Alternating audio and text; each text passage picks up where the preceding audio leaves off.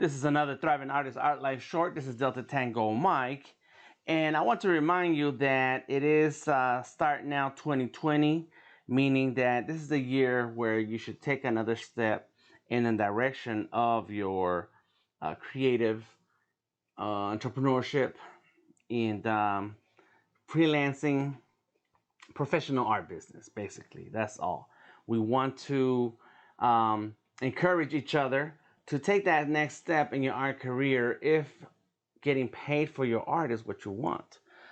There is no requirement that you should be in business with your art, but there is a requirement that you should explore your creativity and follow your passion. That's number one. There is no reason why we need to walk around making mistakes in our business because today's information is free. It is so amazing, and I am always learning. I'm always digging online, looking at blogs, following podcasts, following videos. I was just watching a video a second ago on a studio setup, and so I'm always open to learning and figuring things out. I am a hoarder. I will admit that.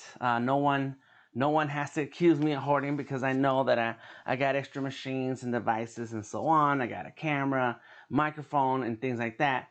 And but what keeps me hoarding or acquiring things is because I keep learning about how I can improve my look, my video production, my multicam setup, my live streams. I keep finding ways to keep showing my work, to improve on how I show my work so that my art looks better, so that my brand and who I am is more pleasant and more inviting for those who are looking for information online.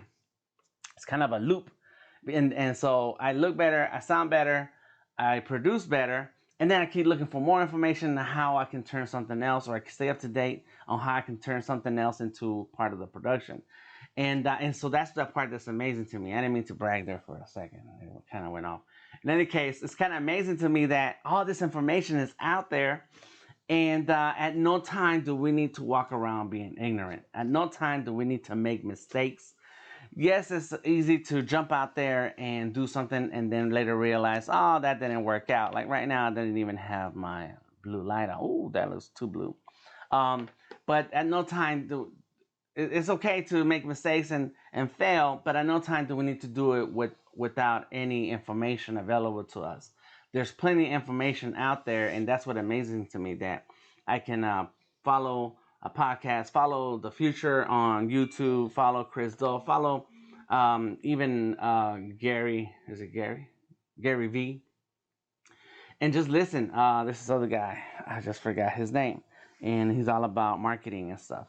And so it's like there's so much info out there that we need to be the ones looking for information so that we can make better decisions about our business, about our talent, about creativity, about our tools, and then apply those every day and slowly chip away at that thing that we want to do as a professional, as a creative. Even if you don't want to be a professional at it and you don't want to be like not just produce professionally, but like get paid for it, and you just want to do it for fun.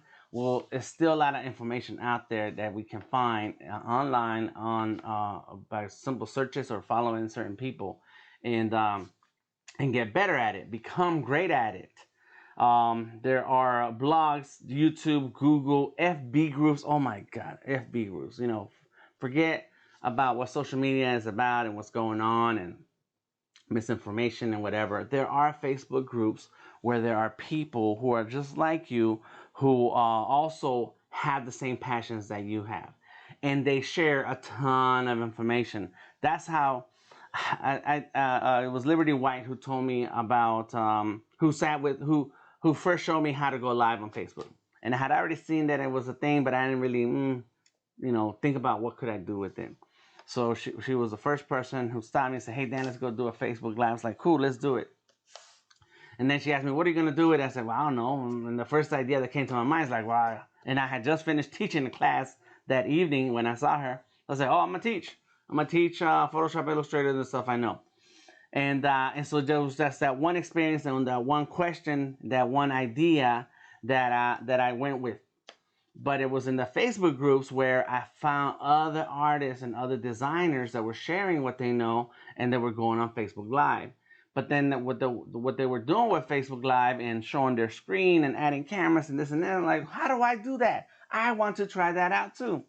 And it is through Facebook groups where people are friendly. They're going to share. They're just going to throw information at you. And next thing you know, you're going to improve on your work. Okay, I have more points to make, but I need to keep moving. Meetup groups. There's a lot of demos and tutorials online. Behance is perfect for leveling up our talents and understanding the tools that we're using when it comes to Photoshop, Illustrator, InDesign, Premiere, Audition, and those are the ones that I use. I need to understand a little bit better about After Effects. And then there's a ton of online courses, and not just paid online courses, there's free ones. Skillshare is giving away like 2 or 3 months for free. Just register first time if you want to find somebody on Skillshare who's sharing a link. The point is that once you register, you get like 2 or 3 months for free. Boom, there. Get all the knowledge you can. LinkedIn has it, has some classes. It used to be Linda, and now it's part of LinkedIn Learning. And then of course Behance, it has a ton of stuff. Adobe Creative Cloud on YouTube, and then there's several YouTube channels that are all about here's how you use this tool in Photoshop, here's how you use this tool in Illustrator, including of course Vector Maestros, which is that's my channel.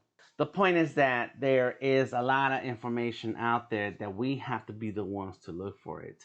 Yes, school has always been that one hub where all the information comes into, and you pay your money and you learn. I'm not that kind of person. I'm the kind of person that likes asking questions, and right now it's impossible or not very easy to hang around a bunch of other artists and designers and asking questions personally, which is why online is a perfect way to get in touch with others, ask questions from another artist, send them a message. First, before you start asking questions, say, hey, I want to what do you call it? I want to pick your brain. Forget saying that. Before you reach out to someone, make sure you follow them. Make sure you comment on some of their posts. Say, hey, that's great. Oh, I agree with that part because, oh, another way of looking at what you're saying is such and such. Have an opinion, have something to say, right? And then hit them up. Say, hey, I admire your work. I like what you're doing with Photoshop there. I would like to ask you a couple questions if you don't mind.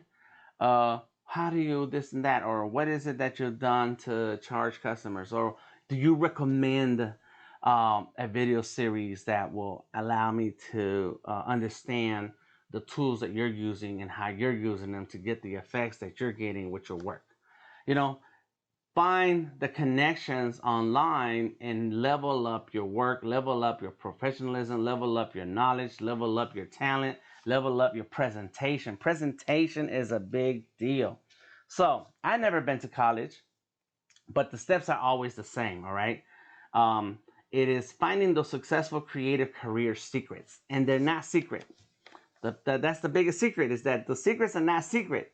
It just takes a long time of practice, practice, practice, practice. We can see all the videos online. You can read, you can watch all my videos. You can watch Chris those videos. You can whatever.